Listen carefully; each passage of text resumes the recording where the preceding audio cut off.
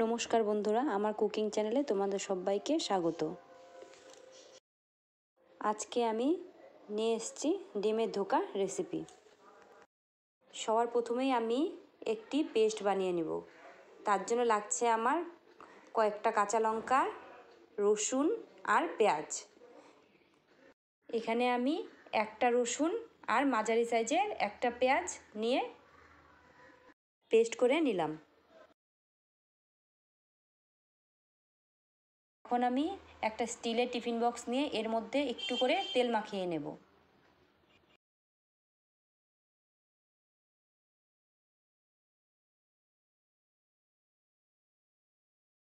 আমার ভালো করে টিফিন বাটিতে তেল মাখানো হয়ে গেছে। এখন আমি এর মধ্যে 3টে ডিম ফাটিয়ে নেব।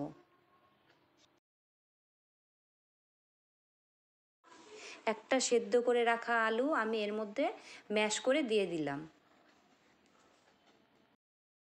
আধা চা চামচ পেস্ট করে রাখা মশলাটা এর মধ্যে দিয়ে দিচ্ছি, আর একটুখানি আদা বাটা এর মধ্যে দিয়ে দিলাম। এরপর পরিমাণ মতো নুন, হলুদ দিয়ে আমি ভালো করে এটাকে মিশিয়ে নেব।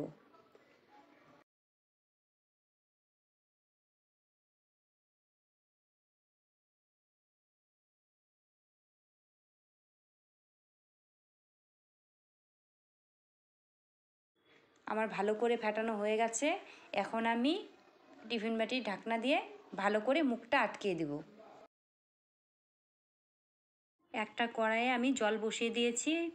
এর মধ্যে আমি টিফিন বক্সটা এখন বসিয়ে দেব।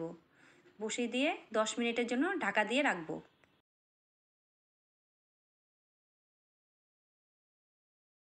10 মিনিট পর আমি ঢাকাটা তুলে নিচ্ছি। টিফিন বাটিটা আমি এখন তুলে নিব, নিয়ে দেখে নিব যে কতটা পারফেক্ট হয়েছে ডিমের ধোকা। দেখো কি সুন্দর হয়েছে ডিমের ধোকাটা। আমি এখন এটাকে ঠান্ডা করে নিয়েছি, নিয়ে এখন একটা ছুরির সাহায্যে এটাকে তুলে নেব।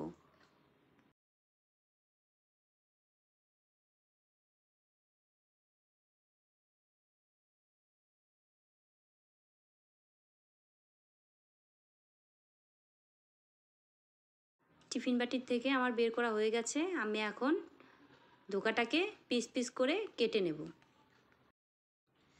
আমার পিস পিস করে কাটা হয়ে গেছে।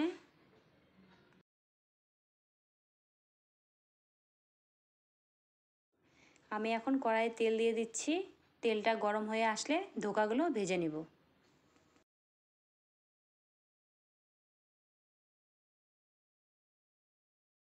সুন্দর করে লাল লাল করে ধোকাগুলোকে ভেজে নিতে হবে।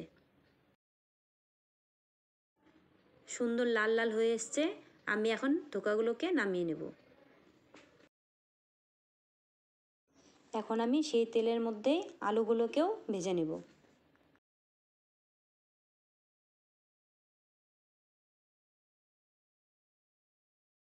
আলুগুলো আমার ভাজা হয়ে এসছে। আমি এখন আলুগুলো নামিয়ে এই তেলের মধ্যেই জিরে ফোড়ন দিয়ে দেব।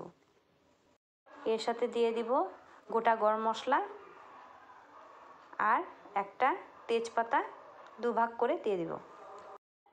মশলা থেকে গন্ধ ছেড়ে আসলে আমি এর মধ্যে একটা গোটা পেঁয়াজ দিয়ে দিব।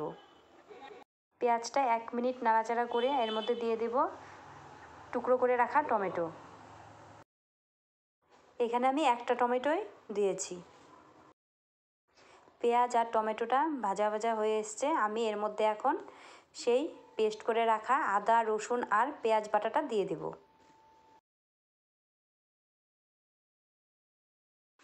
একটু নেড়ে চেড়ে নিয়ে আমি এখন নুন, হলুদ, কাশ্মীরি লঙ্কার গুঁড়ো, ধনে গুঁড়ো আর জিরে গুঁড়োটা দিয়ে দেব।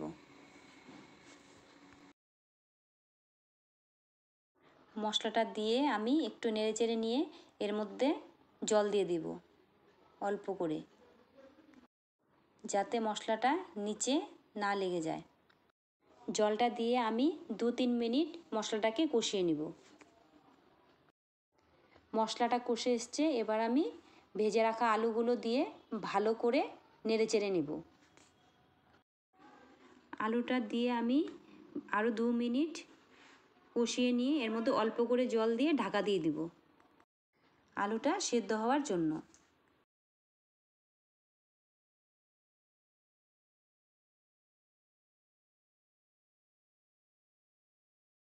দু 3 মিনিট পর ঢাকনাটা তুলে আমি এবার দেখে নেব আলুটা সেদ্ধ হয়েছে কিনা। আলুটা খুব সুন্দর সেদ্ধ হয়ে গেছে। এর মধ্যে এখন আমি 1 বাটি জল দিয়ে দেব।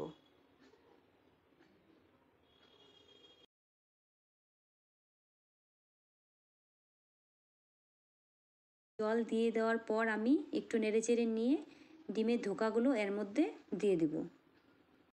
ধোকাগুলো দেওয়ার পর আমি 5-7 মিনিট এটাকে রান্না করে নেব।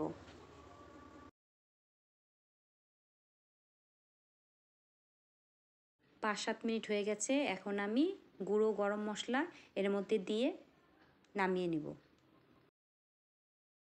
আমার ডিমের ধোকার রেসিপিটি কমপ্লিট।